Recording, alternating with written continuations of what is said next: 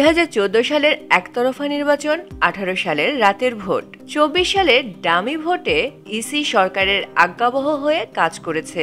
নির্বাচন কমিশন স্বাধীন হলেও অনুগত লোকদের নিয়োগ দিয়ে সাবেক আওয়ামী লীগ সরকার মানুষের ভোটাধিকার হরণ করেছে বলছেন বিশ্লেষকেরা। তারা আরো বলেন, নির্বাচন কমিশন সংস্কার করা ছাড়া নিরপেক্ষ নির্বাচন সম্ভব নয়। নির্বাচন কমিশনের প্রথম তাদের রিয়েলাইজ করা উচিত তাদের সাংবিধানিক বাধ্যবাধকতা কি ছিল। 2018 সালের ইশতেহারে আওয়ামী লীগের দাবি ছিল নির্বাচন কমিশন বর্তমানে সম্পূর্ণরূপে একটি স্বাধীন কর্তৃপক্ষ এবং এটি কোনোভাবেই সরকারের মুখাপেক্ষী নয়। কিন্তু 2018 সালের একাদশ সংসদ নির্বাচনে পুলিশ ও প্রশাসনকে ব্যবহার করে দিনের ভোট রাতে করে 14 সালের পর আবারও ক্ষমতায় আসে আওয়ামী লীগ। এ নিয়ে দেশ বিদেশে সমালোচনা হলেও পাত্তা দেয়নি হুদা কমিশন। প্রধান নির্বাচন কমিশনের একটা লেখা দেখলাম, উনি এখন কি স্বৈরাচারী অগণতান্ত্রিক সরকার বলছেন। এর আগে দেশের ইতিহাসে একতরফা নির্বাচনের সবচেয়ে বড় নজির 10ম জাতীয় নির্বাচন।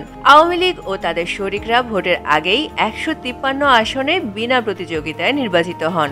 উনার আগে আত্মসমালোচনা করা হচ্ছে, এই স্বৈরাচার সরকারটা আসছে কার অভিভাবকত্বে? উনার অভিভাবকত্বে।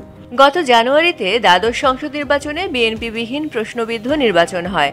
সারাদিন ভোটার উপস্থিতি কম থাকলেও 41% কাস্টিং ভোট দেখিয়ে সবাইকে তাক লাগিয়ে দেয় বর্তমান নির্বাচন কমিশন। বিশ্লেষকরা বলছেন, আওয়ামী লীগের আস্থাভাজন লোকদের নিয়ে নির্বাচন কমিশন গঠন করা হয়েছিল। নির্বাচন থেকে জনগণকে দূরে সরিয়ে নিয়ে গেছে আওয়ামী লীগের অনুগত এই কমিশন। নির্বাচন কমিশন গঠন আইনের আমূল পরিবর্তনের পরামর্শ দেন তারা। নির্বাচন কমিশনকে প্রকৃত অর্থে স্বাধীন প্রতিষ্ঠান হিসেবে দেখতে চান বিশেষজ্ঞরা। দৈনিক সমাচার, ঢাকা।